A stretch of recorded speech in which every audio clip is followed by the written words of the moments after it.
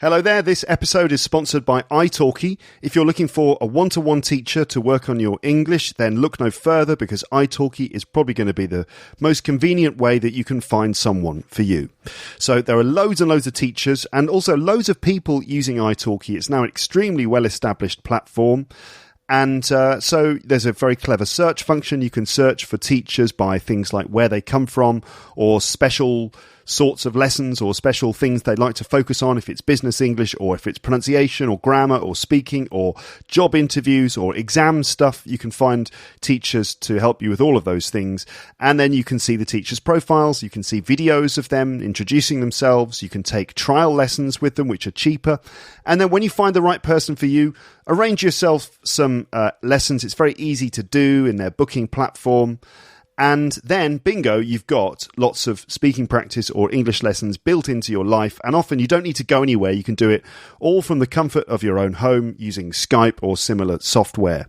And if you use my URL, which is teacherluke.co.uk/talk, and then book some talking time, italki will send you a voucher worth a free lesson. To get that offer, teacherluke.co.uk/talk, or click an italki logo on my website.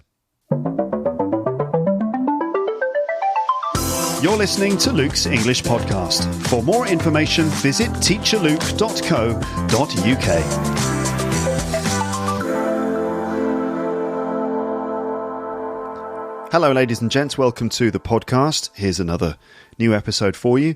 This one is all about the band Queen, the rock band Queen, which is a subject I've been meaning to cover on this podcast for years, for ages. Now, Queen are obviously huge, very famous all around the world, internationally successful British rock band. Freddie Mercury, the lead singer, who obviously is sort of a legend, and also certain songs that they recorded, like, of course, Bohemian Rhapsody, which is this incredibly mysterious and amazing sort of rock opera, and other songs that they've written which over the years we've grown up with or that we've heard in so many different situations. They play Queen songs at sporting events and you hear them in films and things all the time. Queen, and they're sort of quintessentially British in some way. People have been writing to me for years while doing this podcast, asking me to do an episode about Queen.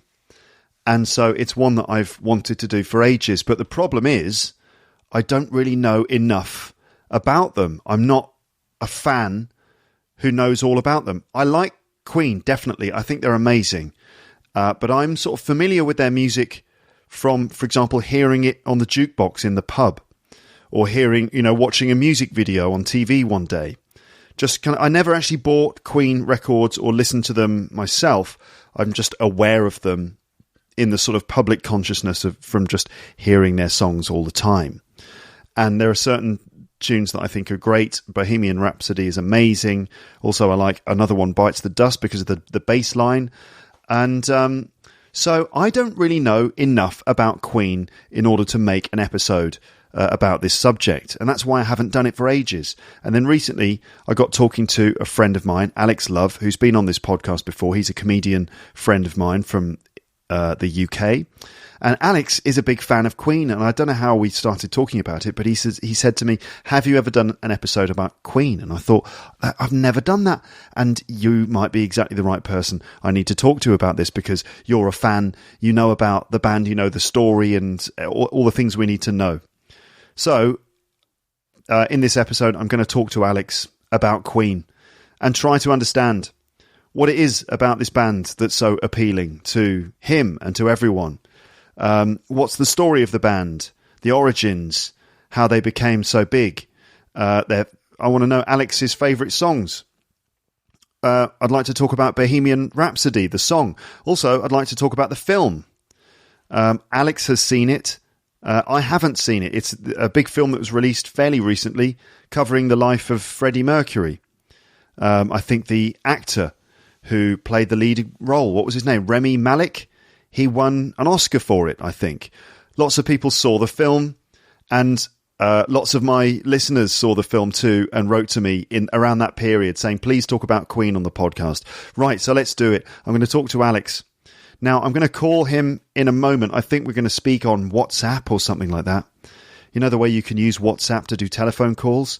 So I've got no idea what the quality of the call is going to be like. And actually, I don't really know about Queen. I've never read a book about them. I've never read their story.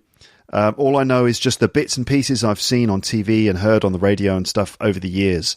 So it's going to be interesting for me to find out about this band as well. So we're going to go on a little exploration into the work and the story of Queen, the rock band. So I'm going to call Alex in a moment.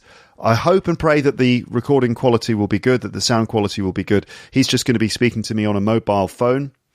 So hopefully we'll get good reception and it won't bounce around and hopefully we won't have too many problems in that sense. All right. But so are you ready? Let's talk all about Queen. I know some of you are fans, some of you aren't, but there are so many fans and so many people want me to talk about this that here we go. So this is your bit of English listening practice then. And hopefully if you're engaged, if you like the band, this is the sort of thing that you can really focus on and listen to attentively and sort of pick up language, hopefully, in the process. Right, so I'm now going to call Alex and we'll see how he is and then we'll get started.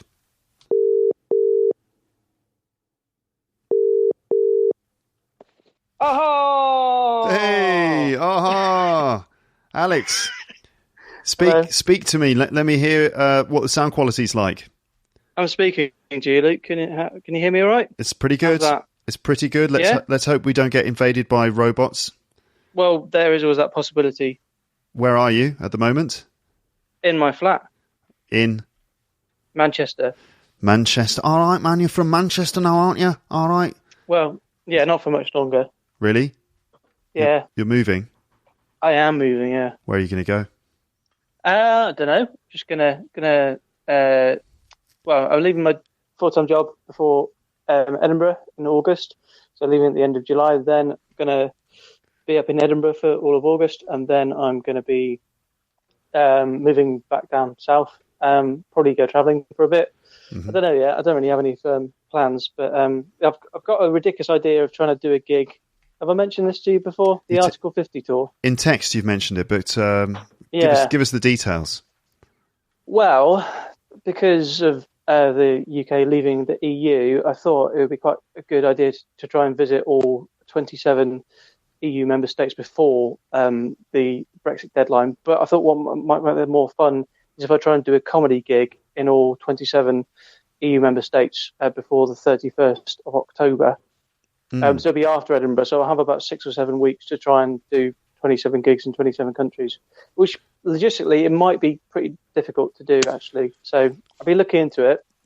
And have you actually found any? Well, yeah, I found a few gigs around, and I think it's the kind of thing that as soon as I've got some booked up and some dates firmly in the diary, it's going to be one of those things I can approach other clubs and say, I'm doing this. And I think it would be, be quite easy to build from there. Yeah. Once I've got a few things confirmed. I think you'd be all right. You've got like listeners to this podcast in probably most of those places. They come out and see you. Yeah. Yeah. Are there any particular countries in Europe that have you got the most listeners? Now you're asking. I need to I just need to bring up my stats here, just to be able to confirm that. I'll give you a rough estimate. I'm going to give you a list of countries. Yeah. Okay, table view. All right, so not that many in the. We've got Spain, the UK, Poland, Germany, Italy, and also France, Czech Republic, countries like that. Right, those are all good. Member states. Hungary.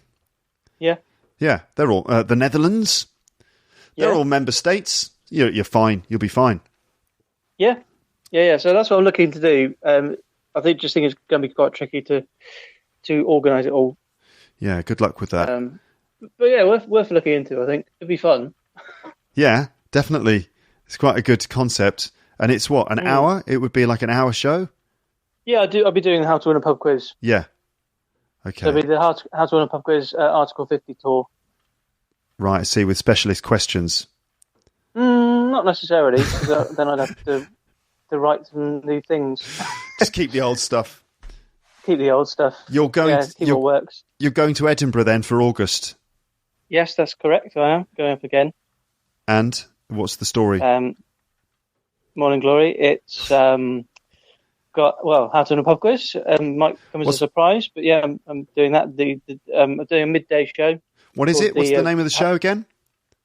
How to Win a Pub Quiz. Okay. And then British edition. So that's the midday show. So it's a theme is Britain. So it's all about history and culture and things like that. And then I'm also doing so that's for the whole month. I'm there doing the midday show. I'm also doing a late night show for How to Win a Pub Quiz late night edition. Sorry, How to Win a Pub Quiz : late night edition. Okay. And that's just that starts at 20 to midnight and runs for. Well, I've got the room until 1:30, so it could run on. Great. But at the moment, ticket sales could do with looking a little busier for the late night shows. But there's plenty of time for that to pick up. Okay. All right. Well, great. Good luck with it all.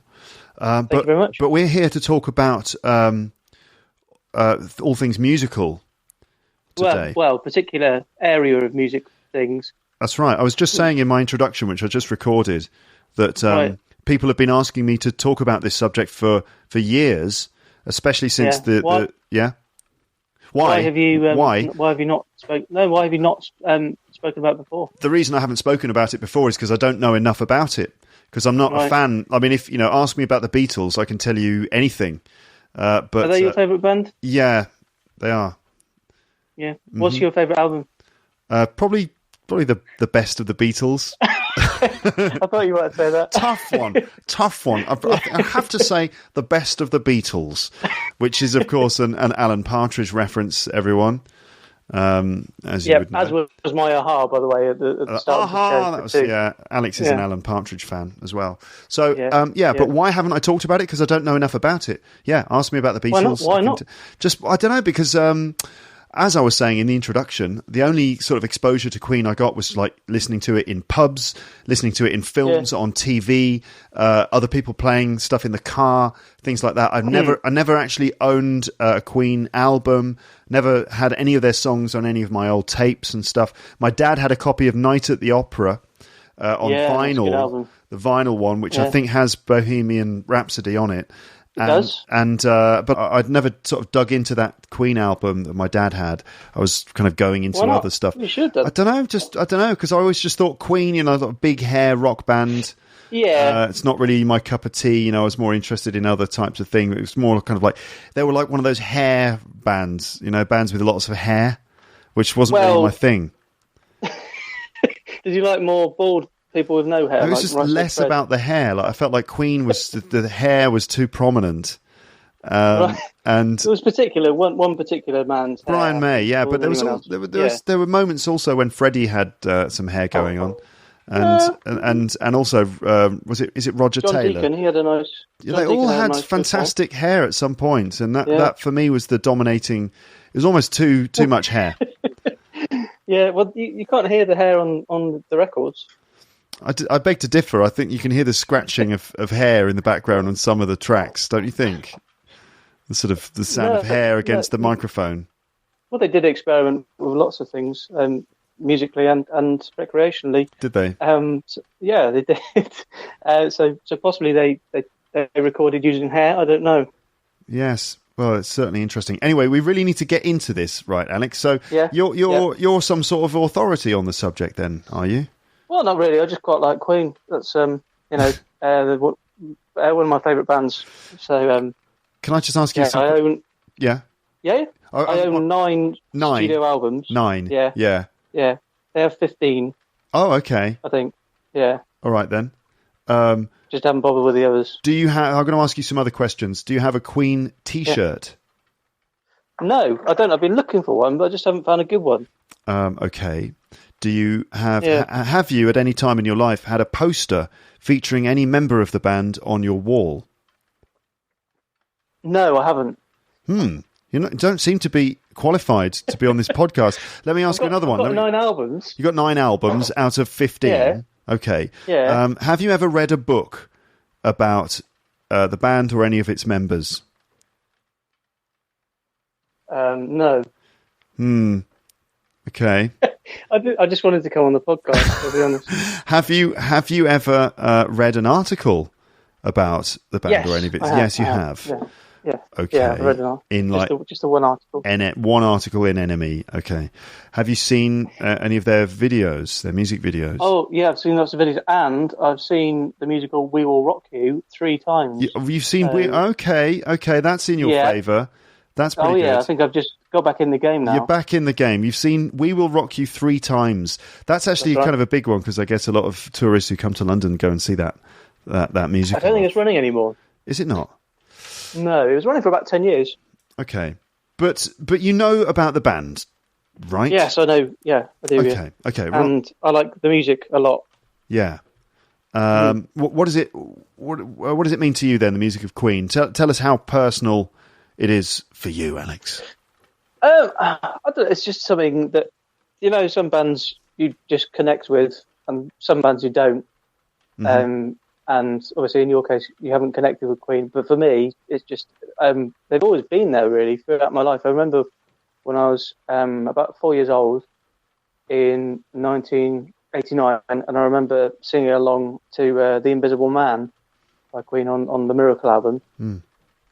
And I think you find the cover of that album quite disturbing because it's the one with the 4 faces merged together. Oh yeah, I'm going to have a look. There's lots of hair. What's the name of the album again? The Miracle. The Miracle Queen. Okay, I'm looking at the picture of this. Oh my goodness, yeah. I see it's like all 4 faces all merged together, and it's like they've all got one set of hair and one exactly. One and look really, at all the eyes as well. Really long forehead, really wide, like a really wide forehead. Maybe that's what drew me into Queen because I've had a big forehead. Maybe I liked that. Maybe that's what I can relate to. It was the foreheads that did it for you. Yeah. Okay. Quite possibly. But yeah, I was, and I used to. I remember the Invisible Man video was on TV, and I'd when it was on, I'd hide behind the chair, then jump out because I was, pretending I was invisible. I see. So that was me as a child. That's quite cool. You really took it sort of very, very literally. Yes. The song, the Invisible Man. Yeah. Interesting. Well, I was 4 years old. What do you expect? Well, I don't know. A bit more sophistication than that. Just taking it on face value. Just the simple one-dimensional reading. But I suppose these days you've got a more in-depth appreciation of their music, right? Isn't it true that yes. as a stand-up comedian, you told me this once, that if you have a bad gig and you feel terrible, your remedy for that is to go home, eat biscuits, and listen to Queen. Yes, that is completely true. So, what is it about the music of Queen then that kind of can heal you? I don't know. It's a tonic. It just makes me feel better. It's just nice. It's comforting, like the equivalent of comfort food, but in sound. And obviously, I've got loads of biscuits as well, so that helps. Yeah, it does. Do you get under the covers as well when you're doing it? No, it's not sordid. That was my next question, to be honest.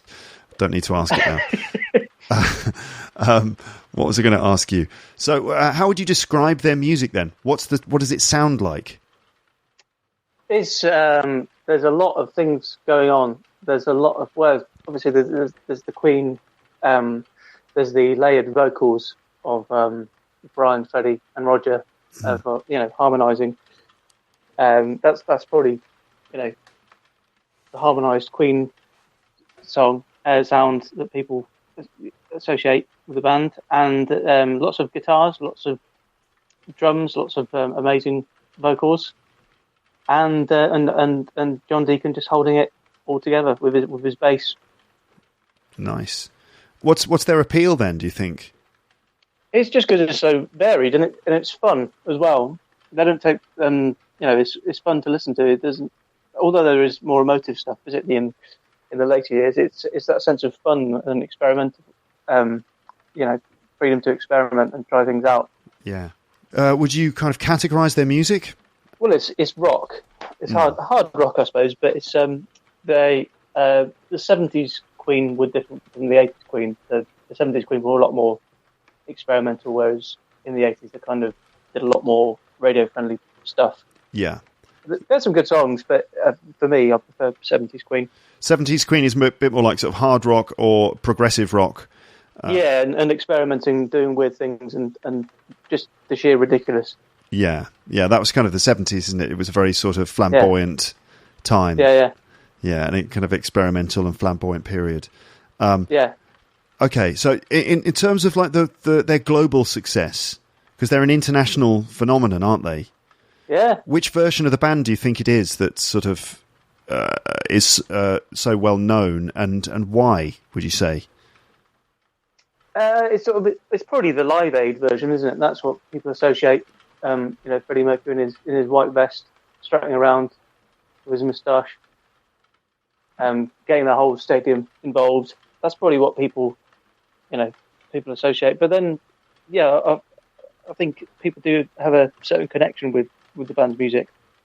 What's the story of the band, actually? Do you know sort of like where they come from and how they got together and all that stuff? I do. Yeah, I do. I mean, I've been looking at Wikipedia for. I kind of knew. I knew this already, really. So they formed in 1970, and before that, Brian and they known Freddie for a while, and he used to be at their gigs. I think he was in a few bands as well. Mm-hmm. And Brian and Roger were in a band called Smile. Yeah. That's there's a song called "Doing All Right." That's it's fine. It's fairly bland, but the lead singer left, and then Freddie just said, "Well, I'll be your singer now," and then that was that. Really set them on their way. They rebranded themselves, didn't they? They renamed themselves Queen. Called themselves Queen. They found John Deacon. He replied to an ad, and that was that. And they were on their way, pretty much. Can you describe the personnel for us? Yeah, so obviously you've got Freddie as the singer, the front man. You've got Brian May on guitar with his hair that I know you have a problem with, and no, I don't have a problem. Roger Taylor. Don't have a problem with his hair per se. It's just I felt when I was at that age where I was making choices about music that I just felt like there was just too much hair, not just from him. I felt like there was more. Like, and these. Were you quite a cool kid? Were you into your cool bands? Yeah. Yeah. I don't know. You weren't that cool because I heard your episode when you were reading out your diary. Oh yeah, I wasn't that cool. you wanted to give the impression of being cool, so you would. Oh yeah. You would shun things you thought weren't cool. Yeah. What was I talking about? Stuff I thought wasn't cool. No, but I expect that's what the kind of stuff you. Yeah. I thought sort of like black, sort of denim or leather, the rock look. I wasn't in that. I wasn't in that category at all. I wasn't like a metal head or like a rocker or a death metal fan. I wasn't in that category, so I never wore black like t-shirts with the names of bands on them, and I never wore. Well, now I do, but I never used to, and so I wasn't in that sort of crowd. So yeah, that was probably part of it too. But you were in some bands, weren't you? I was into bands, I was in bands, and I was also into like stuff like Black Sabbath and Led Zeppelin and a lot of the stuff that. So I don't know. I don't really know what the reason was that I didn't get into them, but I think they're brilliant. I've checked out their stuff again more recently on YouTube, and particularly stuff like Brian May as a guitarist. It's incredible. He built that guitar himself, didn't he? He did, out of a fireplace. Out of a fireplace. Goes, with his dad. Yeah. With his dad. Yeah. Really? Well, that's... his dad, he didn't. His dad, it wasn't part of the guitar. He didn't use his dad to make it. Oh, that's what I was thinking. I was thinking he used the fireplace and his dad, and he sort of mixed them together. His dad's femur was the neck of the guitar, and then he used his dad to make the strings. Yeah. No, he just used his hair for the strings, didn't he? Right, his own hair, of course. Yeah. Now we need to get sort of really into this. So we've talked about Freddie, we talked about Brian there, and what about the others? Yeah, so there's Roger Taylor on drums, who is a phenomenal drummer. Yeah. And also had a decent voice on him back in the day. And the high voice you hear on all the Queen songs, like the really high pitch, that was him. That wasn't Freddie. Ah. And he sang on a few album tracks. He's got a decent voice. Okay. And then he's a very good drummer. John Deacon is the bass player. Yes, John Deacon, who was the quiet one, of the band. they all like to show off in their way, but John Deacon was very, very modest, very reserved character, but very good on the bass. And he wrote some great songs as well. He wrote things like Another One Bites the Dust. Oh, that's one of my favourites. Did it? Yeah. And he wrote You're My Best Friend. He wrote I Want to Break Free. And you probably haven't heard Spread Your Wings, which he also wrote. Oh, right. I didn't. No, there's some of his their most famous songs, and he wrote them.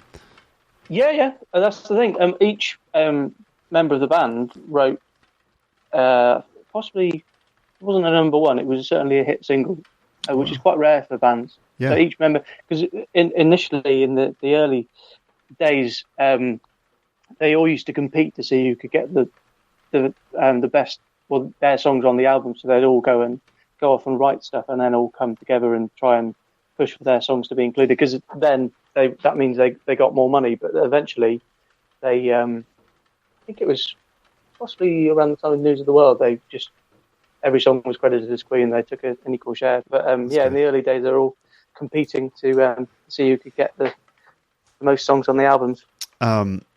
In bands, often, like especially with the Beatles, one of the most interesting things is the kind of interplay between the personalities in the group, and this sets the dynamic for a band and kind of defines everything that there is about that band. You know, you get it with the Beatles, you get it with a band like Oasis. And you know, like each person's got their own identity, and the way that it mixes creates the sort of spirit of the band. So what about the spirit of Queen? What are the different personalities going on? What's the dynamic? Obviously, Freddie's out the front, being a show-off and very loud, but he's also thing about Freddie is there was the power, but also the vulnerability in some of his quieter moments, and particularly later on in the last last couple of albums they recorded, he was just drinking shots of vodka because he was so ill, just to get through it, and he was actually dying, but had all that power. So there's that strength and but also vulnerability to his performance, and the flamboyance as well, the showmanship. I don't think there's a better frontman than Freddie Mercury in the history of rock and roll. Yeah. Would you disagree? I don't know. I'm trying to think of someone else. I mean, obviously, someone like Mick Jagger springs to mind, but he's kind of a bit of a ridiculous joke, actually. Yeah, isn't he? I mean, he is. The Stones are a bit of a joke. They're great. Well, they are now, aren't they? They've gone on a bit too. The Queen are still touring, but I think it sounds very bad, but it's kind of cemented Freddie's immortality, really, in a way, isn't it? He's not going to grow old and look a fool and embarrass himself. Yeah. Yeah, it's the rock and roll thing, you know, that like what happened to John Lennon and other people. Paul McCartney is quite embarrassing now, isn't he? No, he's not. Paul's great. Paul McCartney's great. What are you saying? do you like watching him sing Hey Jude these days? No, I can't stand Hey Jude. I can't stand Hey Jude or Yellow Submarine or Yesterday or any of those songs. I can't stand any of them. Do you wish he'd just stop though? No, I don't think Paul should just stop. I don't. He can stop playing music, although I like his albums. But I just want to, as long as he keeps going on interview shows and telling, stories about being in the Beatles. That was the thing about the Beatles. Very sort of lots of cups of tea, very competitive with tea making. Flaming Pie, 1996, is an amazing album. Yeah, a lot of his solo albums are fantastic. Yeah. He's much maligned. He stopped writing good songs when he stopped smoking cannabis. Do you think so? When did that happen? I think as if he doesn't get enough grief already. I think Heather Mills stopped him smoking cannabis. Did she? I think quite possibly, yeah. Is that why he divorced her? Possibly, yeah. She won't let me smoke any reefer. So if she all let on your continue, ass. maybe they'd still be together. Who knows? You never know. Yeah. Mm-hmm. So anyway, that's Freddie. So we got Freddie covered. And I can't think of a better frontman, but I'm sure that people can list names of other amazing singers and stuff like that. What about Brian May then? Nobody quite like Freddie. No one. No. Because it wasn't just the voice, but also he was an incredible pianist as well. Yeah. Just amazing. and to have those two abilities. And just one person. the pure showmanship when he was on stage, for example, Live Aid, that's a good example of just whipping the crowd up into a frenzy and just getting the crowd to go really, really wild. I mean, in the 80s, they were a stadium rock band, and he was, very adept at just kind of like bringing the crowd really out of themselves and making everyone sing along, and like just the passion that he had on stage. I think maybe this is one of the things that people react to so much. And the control, but that connection, you felt a connection with him. Yeah, he's like really pushing it. Yeah, and he's giving it everything. Combined with the kind of slickness of the music. The music is slick and tight. They're all absolutely on point. And Brian May's guitar, like these incredible lines that he does with that extraordinary sound, which I guess is like chorus. It's like a chorus pedal or something that kind of makes the note like a double note. It gives it that very wide kind of guitar sound. And just perfect, note perfect all the way through everything. And what about Brian May, incredible musician and amazing songwriter. Yeah, just great. And some of the have you ever heard Prophet Song? No. Yeah, you should. He wrote that. It's brilliant, but it's really experimental, really weird. It's on the Night of the Opera, but it's kind of like Bohemian Rhapsody's sister. Yeah, that doesn't get as much attention, but is equally amazing. Oh, this is like that sort of 9-minute track. Yeah. I've never heard. Are you looking this up now? No, I looked it up earlier on, but I've never actually heard it. But yes, it's a kind of that's layers. There's all sorts of crazy vocals and stuff, and it's mad. And Brian May said he wrote it when he was coming out of he had a really bad flu. He woke up. Yeah, so he came up, woke up from a drenched in sweat, and just had this idea in his head. And it's strange how that can happen, because that just makes me think of Terminator. James Cameron had the flu, and then when he was having his flu, he just thought of the Terminator, about this monster robot. So maybe I think people need to have more flu to create ideas, or at least everyone should have a notepad by the bed. Yeah, like, I think I'm coming down with flu. Quick, get him a notepad. Yeah, not a lemsip or anything, or medicine. No, notepad first, then a lemsip. Write your ideas down. Let's make a film. Then you get better. Yeah, I think that's the order of events.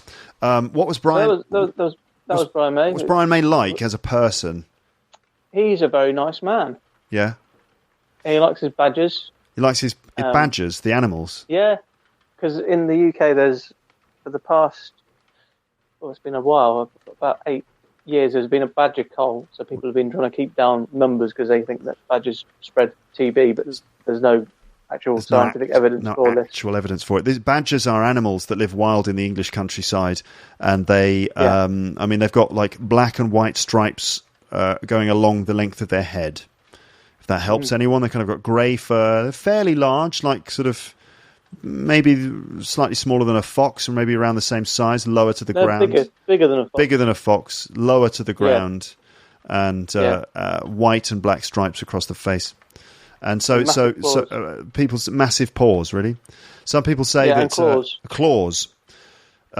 Some people say that there are too many badgers and that they spread disease, like you said. But you've just debunked that fact. I have. I have. Just there, even though you said there was no evidence against it. But anyway, so people kill them to keep the numbers down, and it's known as the Badger Cull. And people protest against this all the time in order to sort of stand up for the rights of badgers. And Brian May is one of the people who's been doing it. He's one of the most prominent campaigners. Yeah, he does. And recently, I heard that there was a load of land has been bought in, I think it's near Hampshire, in England, towards the south coast, and it's being turned into a forest, like loads of land. I think I can't remember the exact area size, but it's a hefty sized area of land, and nobody knew who had bought all this land and who was planting all the trees, and it turns out it's Brian May. Oh, wow. Yeah. So he bought loads of land just specifically to make a forest. Yeah, so he's creating forests for animals. So what a lovely man. That's lovely. He looks a bit like a woodland animal himself. He does, yeah. Some kind of like a tall, thin lion. Yeah. Is that a woodland animal? It depends which wood you're in. In the wood that I've got in mind, yeah, there are lions and sort of all sorts of mythical creatures and things, and Brian May and the other members of the band. Brian May lives with the woodland folk. Yes, I think so. With that hair, majestic looking hair. What about Roger Taylor? What kind of? We know he's a great drummer. What kind of bloke is he? What's he like as a geezer? He's actually seems like quite a good bloke. Him and Freddie, there was a bit of a spark there. There'd often be tensions, but I think different perspectives on things. And Brian May was in the middle trying to keep things together, and John Deacon was just sitting quietly in the corner, hoping people would stop arguing about things, just musical decisions and the way bands debate things. Did they ever have trouble? Like, was there ever a time that Queen would split up or something? No. There were always rumours, and that's what we're going to get on to the film Bohemian Rhapsody in a bit. But they never split up. There were rumours about it, but no, they always stayed together. And unlike the film Bohemian Rhapsody, where they did split up, and then they got back together just for Live Aid, and that was. Right. We'll get onto that later on. Yeah, we'll talk about the film in a bit. We're just kind of going through the band members at the moment. So, I don't get the impression then that there was that much tension. You talked about no, not really. The drummer and Freddie sort of like not getting on sometimes, but it wasn't like there was a huge amount of sort of tension going on in the band. All right. No, it was just like, I want to do this way. No, you're going to do it this way because I've written this song. And then, like, in One Vision, the song One Vision, and the final line was "Gimme, gimme, gimme fried chicken." Is it actually "Gimme, gimme fried chicken"? Is that really the line? Gimme, gimme fried chicken. Yeah, that's the final line. Yeah. And that was a song that Roger Taylor had written about Martin Luther King, and Freddie had just started playing around with the lyrics and turned the lyrics or the song into a shopping list, pretty much. and then the final thing was "Gimme, gimme, gimme fried chicken." They just kept that in, so that's why they say it. I see. I always thought that was a misheard lyric, but that's actually the genuine lyric. Yeah. Well. There you go. Absolutely fascinating fact there. Little bonus fact. So, favourite songs? Hang on a second. We haven't got to John Deacon, don't we? Oh, yeah, all right. John Deacon. I thought he was just quietly sitting in the corner. Well, he was, and now he's retired, and he's apparently a bit of a recluse these days. Doesn't really have much to do with Brian and Roger, but yeah, he's just seems like a very nice man. Also, like Brian May. There's lots of very nice men in this band, which I think so. Yeah, and and a very good bassist. Wrote some really good songs, as I said earlier. Yeah, and just held everything together. You've got to be, because in a live band, the bassist holds everything together. Would you agree with that? The bass and the drums. I mean, it depends on the band, but usually it's the rhythm section. Yeah, the bass and drums.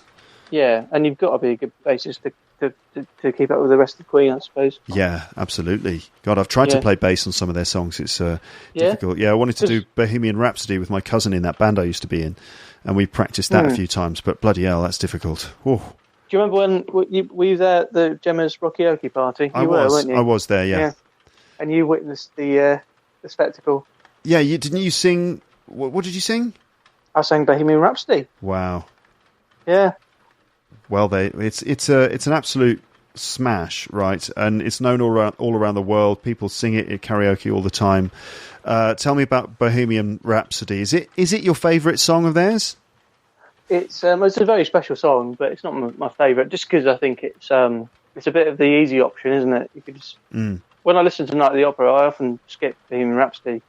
Really? Just because it's not something you want to overdo. Mm-hmm. It is, it's a very special thing, but it's not something that you just want to overplay. Yeah. Any idea what it's actually about? Well, it is what it is, really, isn't it?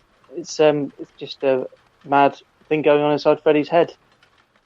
But I mean, some of those lyrics must mean something. I mean, when you're listening to it, what are the kind of things that you're thinking of, or images that you've got in your mind, or the types of emotion that you're experiencing? It's just all every emotion, really, isn't it? It's the it covers. I think it covers all the emotional bases. It's sadness, it's happiness, it's everything else in between. It is, isn't it? It's all sorts of things. Yeah.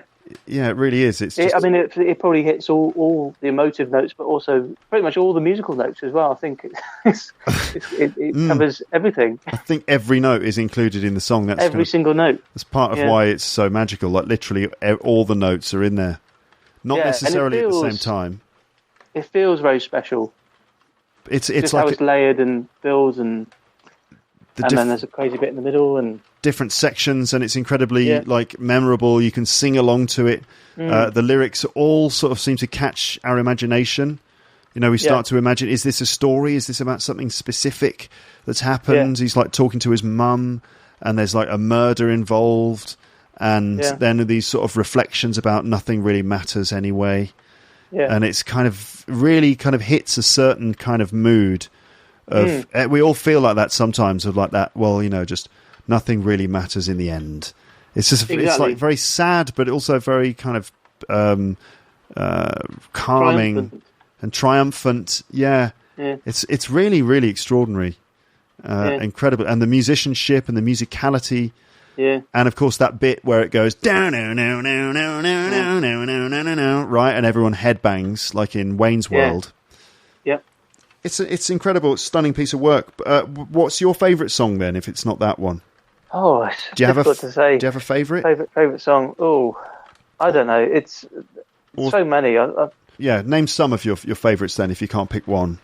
All right. I really like Love of My Life. I think that's an amazing song. I was trying to get you to play on the guitar. Yeah, I don't know any of their songs, so I can't. Tell me about Love of My Life. Yeah, it's a ballad. It's stripped back. It's just a guitar and I think there's a harp as well. And it's just a very, very raw, stripped back song. Yeah. And you can tell that it's from a particular place of vulnerability. Mm-hmm. And it's just something that's really nice to sing along to. One of my favourite nights at university was me and my two housemates. We were on a night out in a dingy club that we go to called Route 66. Yeah. And one of my housemates was having some problems with a girl. He thought she was interested. Turns out she wasn't, as happens a lot with us blokes that going through that sort of age. And he started crying, so we left the night early, and then we went back to our house, and he went off to his room, and I think he was feeling better, and then he went to bed. And me and my other housemate were both massively into Queen. Yeah. My housemate had a bottle of Baileys. The how would you describe Baileys? Baileys is disgusting. It's like a liqueur, and it's what is it? What's the flavour of it? Creamy liqueur, isn't it? Creamy coffee. It's a creamy coffee liqueur, so it's alcoholic. It's extremely sugary and creamy, and it's got sort of coffee flavour to it as well. It's freaking disgusting. You might drink it over ice, but you wouldn't drink a whole bottle of it in one evening. No. Well, you think that. So he had a bottle of Baileys. I can't remember where he got it from, and we drank that between us, the two of us, singing along to 70s Queen albums until we could no longer speak and passed out. That was great. Other songs, I think it's more, obviously, The Show Must Go On, and that's an incredible song. And what makes it all the more incredible is Freddie was literally downing shots of vodka to get through that because of the amount of pain he was in when he was really ill. That's one of the last songs he recorded. Yeah. So that's incredible. I think for me, I probably prefer albums than songs. The Queen are very much an albums band, I think. Instead of, they've got some great songs. I think listening to a Queen album all the way through is an experience in itself, and I find that more enjoyable than listening to individual songs. Okay, so albums. Well, Night at the Opera is the obvious one. That's an incredible piece of art. I think it's just so varied and ridiculous, and you've got End of the Pier, vaudeville things like Seaside Rendezvous, and you've also got You're My Best Friend. That's on there. So it's such a varied album. You've got I'm in Love with My Car by Roger Taylor. Yeah. And remember Bohemian Rhapsody at the end, Love of My Life, that's on there as well, Prophet Song. It's just so many amazing things, and 39 as well, which is a Brian May folk song about space travel, which is incredible. Have you listened to that? I don't think so. Because Brian May is seriously into astrology, right? Astrology, or is it astrology or astronomy? I can never bloody remember. Confused. Astronomer, I think, isn't it? Astronomy is the one about stars and astrophysics and stuff. Yeah, astronomy is the scientific study of celestial objects. It's astronomy. Astrology is the one. Astrology is all about people's horoscopes and stuff. But no, Brian May's into astronomy. Yeah, so I was right with that, wasn't I? I don't know. I don't know who was right. I was right. So anyway, I think he was doing a degree in astrophysics, and then he dropped out to being Queen. I may have got that wrong, but anyway, he's a doctor in astrophysics. He's got that. Yeah, he's got that going for him. Just in case the band doesn't work out. He knows loads of stuff about space as well, which is another thing that makes them more amazing. So I get the impression that really Freddie is the character in the band, that the other guys are pretty much like sort of nice but grounded, amazing talents and stuff, but fairly grounded. But what about Freddie? What was going on there? What was what's going on with Freddie Mercury? What's his story? Of things. Everything. Well, he was originally from Zanzibar, and his family. I may get these details wrong. I'm fairly certain his family had to flee Zanzibar because there was I don't think it was a civil war, but his family had to flee Zanzibar and they moved over to the UK. Yeah, so maybe it's some sort of military coup or something like that. Yeah, do you want to just Google that? Zanzibar. I think it's important your listeners. Zanzibar is a semi-autonomous region of Tanzania. It's composed of the Zanzibar archipelago in the Indian Ocean. 25 to 50 kilometres off the coast of the mainland. Consists of many small islands and two large ones. Zanzibar Revolution. On the 10th of December 1963, the protectorate that had existed over Zanzibar since 1890 was terminated by the United Kingdom. It's usually our fault. The United Kingdom... Normally is, isn't it? Yeah, the UK didn't grant Zanzibar independence. As such, because the UK had never had sovereignty over Zanzibar. Okay. Rather, by the Zanzibar Act 1963 of the United Kingdom, the UK ended the protectorate and made provision for full self-government in Zanzibar as an independent country within the Commonwealth. Upon the protectorate being abolished, Zanzibar became a constitutional monarchy under the Sultan. However, just a month later, on the 12th of January 1964, Sultan Jamshid bin Abdullah was deposed during the Zanzibar Revolution. The Sultan fled into exile, and the Sultanate was replaced by the People's Republic of Zanzibar and Pemba, a socialist government led by the Afro-Shirazi Party. Over 20,000 people were killed, and refugees, especially Arabs and Indians, escaped the island as a consequence of the revolution. Yeah. So as part of that... His parents escaped from all of that. Yeah. And came to the UK? Mm-hmm. Okay. All right, so there's young Freddie growing up in the 60s. Yeah, he was working as a baggage handler at Heathrow Airport. Oh yes, handling baggage. Yeah, that's what baggage handlers do. Mm-hmm. And I think he got into art school. Okay. And he was in his youth. He was a long distance runner and also a boxer. He was quite a decent boxer. Ah. And I only actually found this out when Bohemian Rhapsody, the film, was released. But you can kind of see that because obviously long distance running and boxing are very much solo sports where they're out there on their own. And some of the posturing, the macho gestures that Freddie pulls on stage. Yeah. That's his background as in amateur boxing. Right, I see. Okay. What happened to him, though? I mean, his life ended sadly, but was it sad all the way through? What kind of life did he lead? It was an incredible life, wasn't it? Just astonishing. It was a life of excess, and he did whatever he wanted to do and lived how he wanted to without any inhibitions, really. Mm. Was he kind of like a sort of a hedonist of sorts? Well, I'd say so. When you've heard stories, yeah, about he was into he took lots of drugs and had sex with everybody. Pretty much, yeah. I mean, pretty much. But he was gay, right? He was, although he was in a long-term relationship with Mary. Can't remember her surname. The song "Love of My Life" is about Mary, who was together with her. They were together a very long time, and he referred to her as his wife for much of his life. Yeah. So I think he was probably bisexual, but closer to the male side of the equation. Yeah, I think so. Yeah, I think so. Yeah. I mean, I guess we're talking about the 70s, really, when they were, well known and stuff, and when they were the band were doing things. By that time, I guess, sort of being gay in society had become more acceptable, right? I mean, it wasn't really until the 80s that it sort of started to get into pop culture and stuff. Maybe a bit in the 70s, but I mean, did he face a lot of difficulty being gay? Yeah, there was definitely a taboo about it. Yeah. Yeah. I mean, that was. I think it was possibly even overcompensating. I don't know if it's.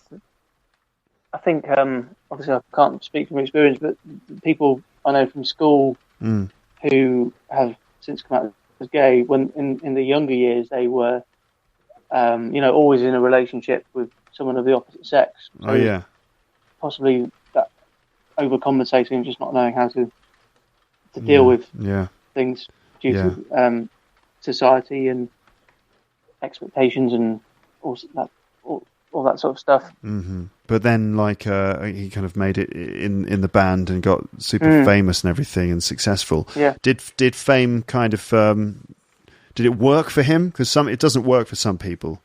Did it work? Oh, I think so. Yeah. Yeah. He enjoyed that. Yeah. Yeah. All right. Cool. He enjoyed the extravagance. He enjoyed the decadence.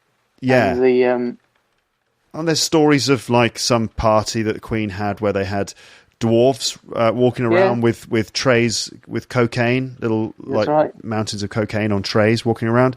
So it was like the full-on decadent rock and roll lifestyle that they had. Were they all into that? I don't think John was particularly. Yeah, quiet John Deacon. He was just sitting in the corner, right? Like he was pretty much. Yeah, just went to bed at 8:30 every night. Yeah, a cup of tea, go to bed. Yeah, I think they're all they all certainly enjoy themselves. Yeah, it's rock Did and you roll. ever have any parties like that in your band? Did I ever have any parties with dwarves walking around with trays of cocaine? No, unfortunately not. Oh, right. The only parties I ever had in my bands were in these scummy little practice studios on the edge of town somewhere, like Birmingham or Liverpool or something, some scratchy little place, and we've got cans of lager bought from the local shop and fish and chips. Yeah, never got to the to the parties with the dwarves and the cocaine and stuff like that. Not even, you couldn't even put fish and chips on a dwarf's head? Didn't have a dwarf, no, there weren't any dwarfs available, so it was just fish and chips and beer, which was fine. There's nothing wrong with that. That's good. Those are the two main ingredients in British rock music. You know, you can't get anywhere without fish and chips and beer. This has got to be a starting point. So Freddie sort of, in the end, he got ill, didn't he? He got AIDS. Is that right? He had AIDS. That's right. Yeah, and then he died as a sort of kind of consequence of that, I think. Well, it destroys your immune system. So any infection you have is just you can't get rid of it. Right, I see. Sad. And I mean, was he at peace with the world when he went? I don't know that. Of course you don't know, but I mean, you don't know him personally. Here's me interviewing you like you knew him personally. I do know, right? I thought you knew about this. I thought you knew about this subject, for God's sake. Yeah, I was 6 years old when he died, so obviously I went around his house a lot. And Yeah, so you could still like read about it and stuff, but we established that you only know them through the musical "We Will Rock You." So maybe it's like did Freddie have a difficult life? Well, sorry, you'll have to stick to the plot of "We Will Rock You." I'm afraid. Have you got any Ben Elton questions? Do you know what happens? I've seen "We Will Rock You." It's about like a future. Kept that quiet. Huh? Yeah, I kept that quiet. Yeah. I'm not a musicals type person. I don't normally go and see musicals, but I did go and see that one once. And it's kind of like about a future society, right, where rock and roll is banned. It's like 1984. Yeah. Rock and roll is banned, and there's like a revolution and an uprising, and they kind of fight back. Yeah, it's kind of weird because rock and roll's banned, but everyone sings. Even the people who ban rock and roll, they all sing songs in a rock and roll style. Yeah, that doesn't make sense. And just Queen music as well, which. If you're going to ban all music apart from Queen, that's, I could live with that. Imagine a constitutional government in which all of the sort of big matters of state are all done through the medium of Queen songs. Yeah. Imagine that if all the characters in our world just could only communicate through the medium of Queen songs. That would be very strange. But that is basically the world of We Will Rock You. It is. Yeah. Did you enjoy it? Not really. But I like the songs. Don't get me wrong. I like the songs, definitely. Obviously, the songs are amazing. But I don't care about musicals. I just don't like people walking around and then singing for no reason. Have you spoken to Paul Langton about this? No, never. Oh, he loves his musicals. Oh, I'm not a fan, but he can convince me. I'm always open to be convinced. I went around his house once, and he's got, some of these magazines where you subscribe. And every month you get a magazine and then a free gift. Mm-hmm. So he subscribed to this magazine about classic musicals. So I went around his house and he's got all these classic musicals, things he hasn't even watched, on a shelf they got free from a magazine. Oh my God! Like what kind of classic musicals are we talking about? Oh, I'm sure he'd be able to tell you, but it's. Things like, I think he's got My Fair Lady, and it's not the modern ones. So I don't think he's got anything like Blood Brothers or... Yeah. It's all the old school ones. The really old things, yeah. Wow. He might have Sound of Music as well. And he'd be able to tell you exactly the list of musicals. But yeah, he subscribed to a magazine and got a free DVD of a musical of each issue. And just all these free DVDs from a magazine subscription. So did you like We Will Rock You? You must have done if you saw it 3 times. Yeah, same with you. The thing is, my dad paid for it all 3 occasions. He took the family up to London. We stayed in the hotel and we saw We Will Rock You. And that happened 3 times. I'm like, I kind of wish he hadn't done that because now he's approaching retirement and doesn't have very much money. Yeah. So I kind of wish he hadn't. It was a waste of money, that's what you're saying. Yeah, I mean, it was expensive as well. They are expensive, those tickets to musicals in London. I really enjoyed the music and I really enjoyed the spectacle, but the script and the storyline, it just reminded... did you ever watch a TV show called Oscar's Orchestra with Dudley Moore? No. All right. It's about a talking piano. You never see it? No, never saw it. No. Well, in that all music had been banned, and that was released a few years before We Will Rock You, and it was part of me was thinking, well, Oscar's Orchestra have already done this. But the act of banning music is not an original idea. People have been doing it for hundreds of years. In some states, some parts of the world, music's completely banned based on certain teachings, certain rules and things. It's crazy, isn't it? Yeah, so that's what I associated with the story. But the music and spectacle I thought were amazing. And I think you need a theatre-trained voice to be able to do Queen's music justice. Yes, I think so. Although I haven't had any theatre training. No, neither have I. Which is why I don't want to try and sing any of their stuff. I'm not ready. So I've been trying to get you to agree to a Queen duet because I've heard you singing on some of these podcasts. It's not going to happen. Not going to happen in this episode. I'm sorry. I think it will. I can't do that to the music of Queen. One of your readers. It's not going to happen. One of your readers. Listeners. Hello. Well, I'm referring to the comment section. Okay. And you also put the script out of this, don't you? Sometimes. Well, there won't be the script of this conversation, not yet. But sometimes I do the beginning of episodes and stuff. Readers / listeners, probably listeners. Anyway, one of those people, hello people listening, you can probably suggest a song that's fairly easy to play for Luke on the guitar, and it'll be a Queen duet. And next time Luke is in the UK, we'll meet up and we will sing a Queen song for the podcast. How about that, Luke? All right, yeah, I'm up for that. Yeah? Yeah, All if people want to name their songs that we can destroy, then they can put them in the comments section. Just final thing before we finish up here. Did you see Bohemian Rhapsody, the film? Yeah, I did. I haven't seen it, so what did you think of it? Well, I didn't enjoy it. Really? Oh, that's a pity. Some people wrote to me saying, I really loved the film, talk about Queen. Yeah. So you didn't like it? That's a pity. Why not? No, I didn't. What was it about it? Because it was very safe. They played it very safe. They didn't take any... If you think about Queen and all the crazy rock and roll antics they got up to, and but not only that, in their music, just how they took risks and they experimented. Bohemian Rhapsody is a very generic biopic. It doesn't really take any risks, and it jumps around very quickly. They don't really. It all seems a bit too easy how they're playing with Smile. So when Freddie takes over from Smile, and then the next thing they're touring America, and then they're playing to sold out crowds. There's no real. I think they wanted a thing. They had a list of things they wanted to tick off their list of milestones in the band's history that they wanted to feature in the film. But they wanted to just, we want this and we want this and we want this. But cohesively, it was just a bit of a letdown, and it was very safe, very generic.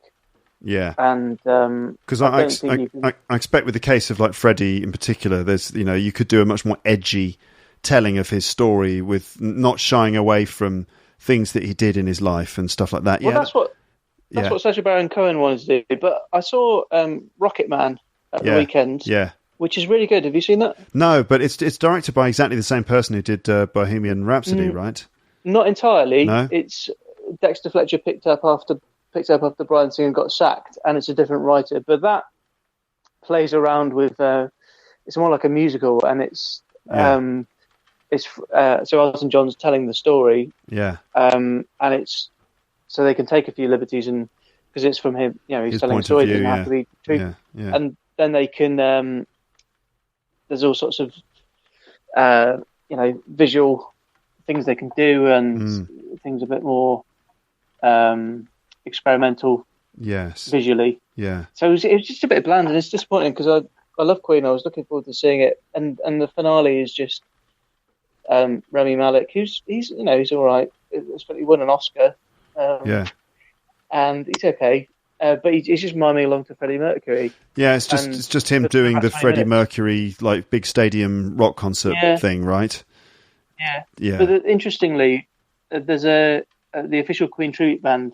It's called Queen Extravaganza, and the singer of that is called Mark Martell, Mark with a C, and he's amazing. He sounds so much like Freddie, but he doesn't really try to. He just naturally does. Yeah, and he does bits of vocals in the film, and I would have preferred him to have done all the singing parts instead of miming over Freddie, because it's not him. Yeah, that's weird when you see an actor miming like sort of a voice, but it's obviously the voice of the original person. Yeah, that's weird. It sort of takes you out of the film, doesn't it? It does. It does. Whereas in Rocket Man, Taron Egerton sings all the Elton John songs. Wow. Which is, admittedly, it's probably easier to sing like Elton John than it is Freddie Mercury. Yeah. Definitely. But it's still that connection. Yeah, go back to that connection thing again between the performer and you. But when someone's miming over the original, it is that detachment, and it's like, well, I could just watch this on YouTube. Yeah, exactly. Yeah, you could. Well, I'll be putting some YouTube videos on the page for this episode, so people can have a look at those performances. But Alex, thank you for talking to us about Queen and for sort of telling me a few things I didn't know, and for being my resident Queen expert, who's not actually a Queen expert, but I know more than you. Who knows more than me, exactly. So that's maybe the main thing. Yeah. All right. And so, what about your Edinburgh show? You've got a daytime show and a nighttime show. So if anyone going to Edinburgh, they want to see you do How to Win a Pub Quiz, which is it's a sold out show from years. It's been on going to Edinburgh. Is this the third year now? This is the fourth year I'll be doing. No, hang on. It's the fourth year I'll be doing paid shows with it, but it'll be the sixth year in total. So I first took it up in 2014 on the Free Fringe, and then I did it 2 years on the Free Fringe, 2014 to 2015. Then I moved to a paid venue in 2016. Yeah, and then 2016, 2017, 2018 sold out, which was ridiculous. Yeah, and it was all right. And doing that again. I'm doing some late night shows, and I'm trying to. Part of the reason I wanted to come and speak to you about Queen is because I'm trying to. I'd hoped it would give me some ideas about Queen, because I wanted to do some material and incorporate that into the pub quiz. And in the late night show, if we've got time every night, because as I said, I've got until 1:30. Yeah. From 20 to 12. If we've got time for a final round, I will do a Queen round. Yeah. There, where hopefully it will end in a sing along of Bohemian Rhapsody. That's fantastic. Okay, and so if people want to come and see you, what should they do?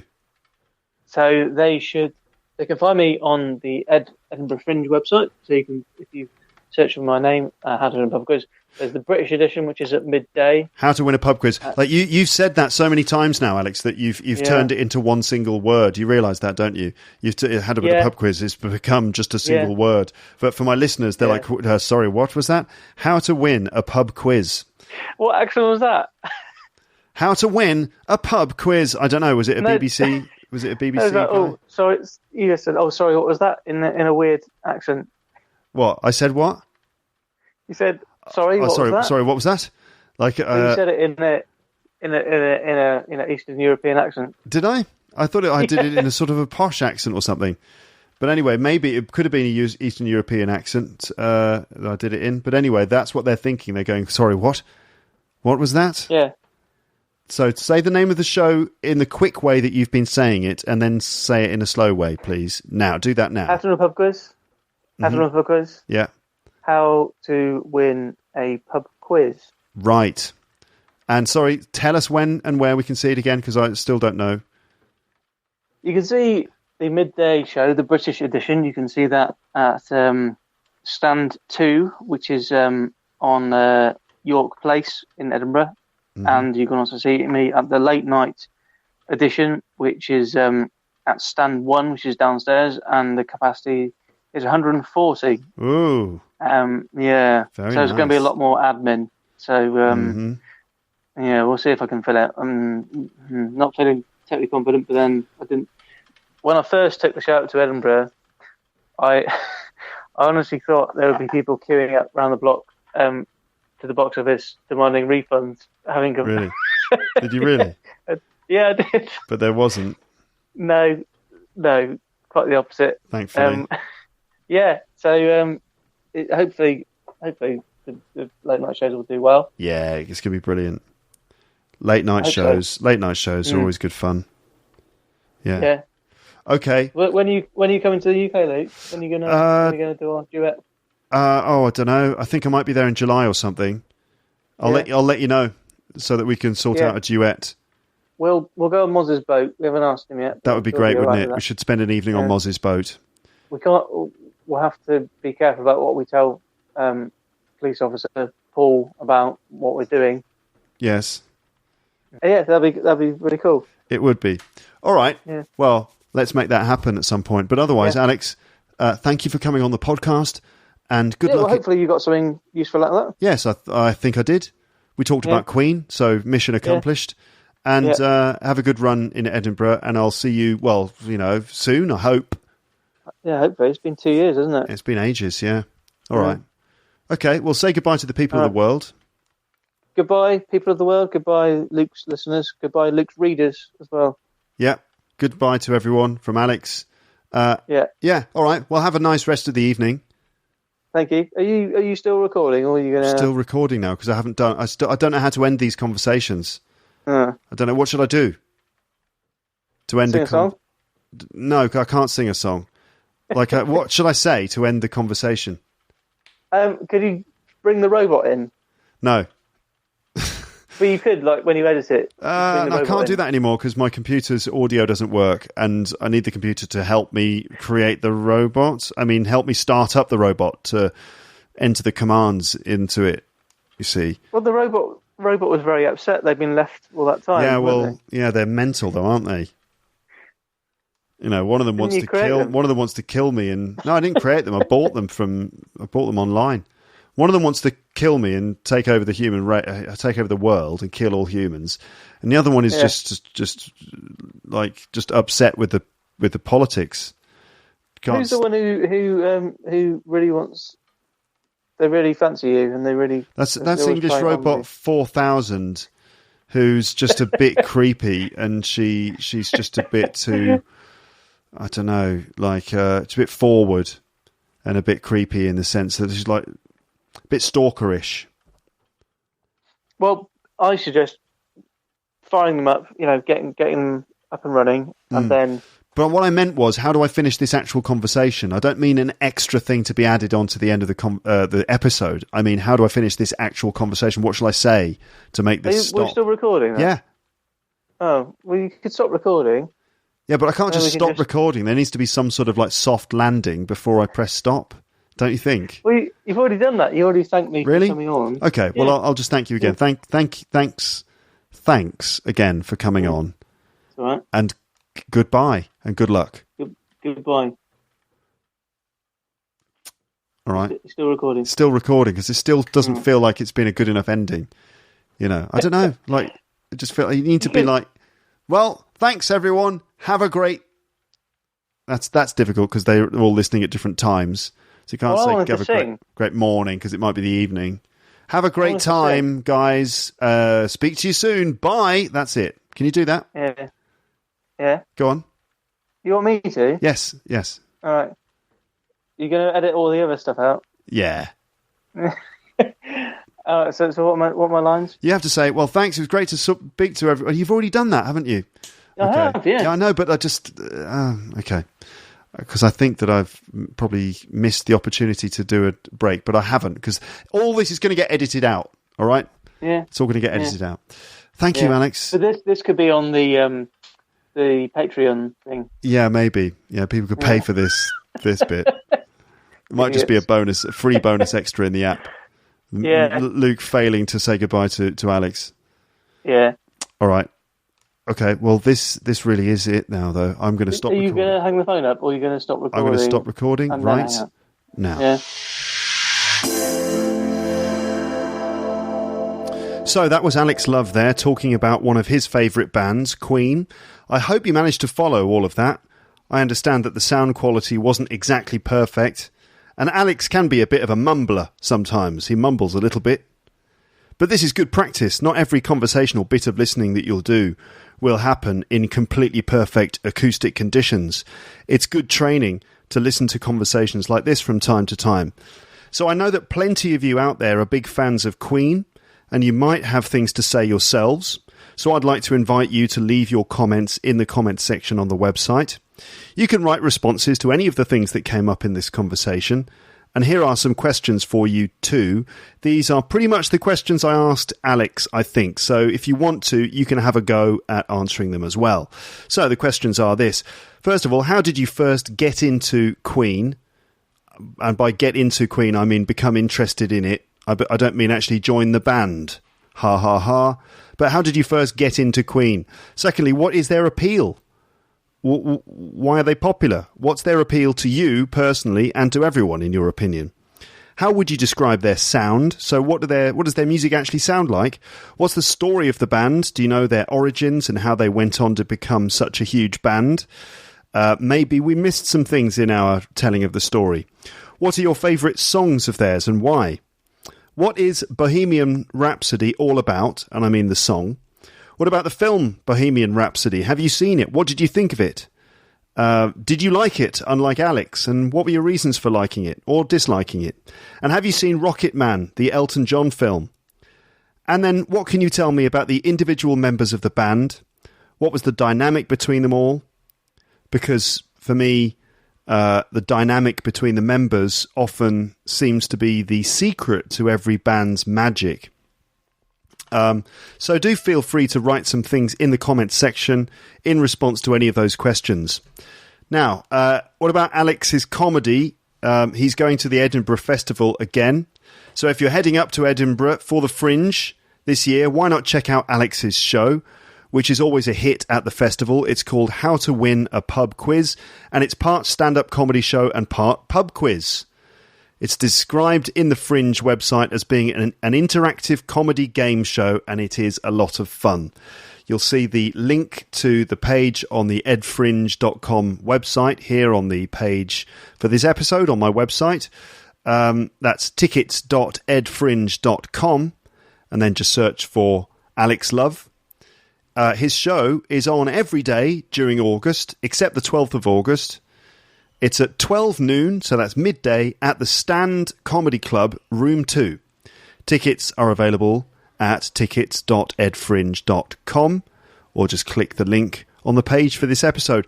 Go along to Alex's show. You will have fun, I promise. He's done the show lots of times now. He's been working on it every year. He improves it. It's different to how it was before. He's added new questions. I think this is like a special British edition to the pub quiz, because he was thinking of doing a Brexit edition, and in the end I think he decided to make it a British edition. I don't know what his reasoning was behind all of that, but anyway, maybe if you go, you could meet up with him for a drink afterwards, buy him a pint. He'd appreciate that, and you could ask him yourself.